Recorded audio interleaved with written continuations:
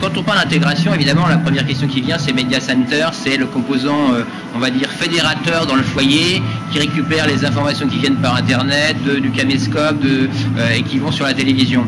Donc, comment vous vous positionnez, par exemple, par rapport aux FAI, qui eux-mêmes cherchent à développer, enfin, en tout cas, à accroître les compétences de leur box, qui sont devenus de véritables Media Center pour certains aujourd'hui, avec l'aide soit de Microsoft dans un cas, soit de technologies open source, ou par rapport à Apple, ce qui cherche à faire aux États-Unis avec son Apple TV, et qui cherche à s'intégrer chez Comcast, à casser le monopole. Comment voyez-vous en tant qu'équipementier, entre guillemets, puisque vous ne fournissez pas de contenu, cette capacité de venir dans le foyer pour bypasser, concurrencer ou travailler directement avec les FAI? Est-ce qu'on peut imaginer demain une set-top box Samsung? De manière très très simple, aujourd'hui Samsung est un fabricant industriel et reste un fabricant industriel. Il n'y a aucune velléité de la part de Samsung aujourd'hui de fabriquer des contenus. Oui, néanmoins, aujourd'hui, nous allons fabriquer des set-top box effectivement pour un certain nombre de FAI.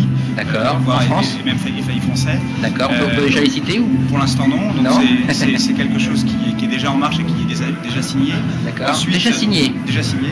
Aujourd'hui, ce qui est important également, c'est la capacité de notre machine à communiquer et à comprendre un langage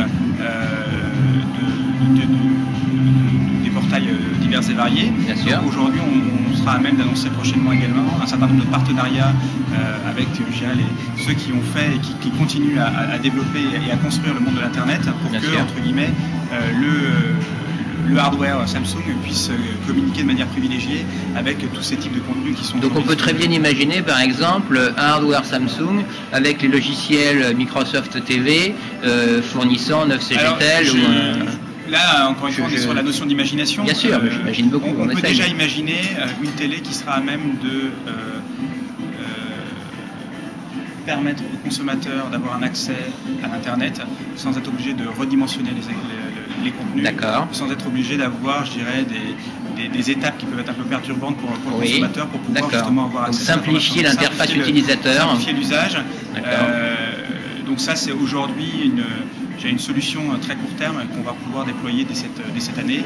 Et puis ensuite, je dirais l'évolution de cette... Dès cette année, donc on peut s'attendre avant fin 2008 à voir un FAI français développer des set-top box Samsung compatibles avec des télévisions de chez vous. Tout à fait. Ou à la limite avec une télévision Samsung équipée, j'ai même pas besoin de set-top box.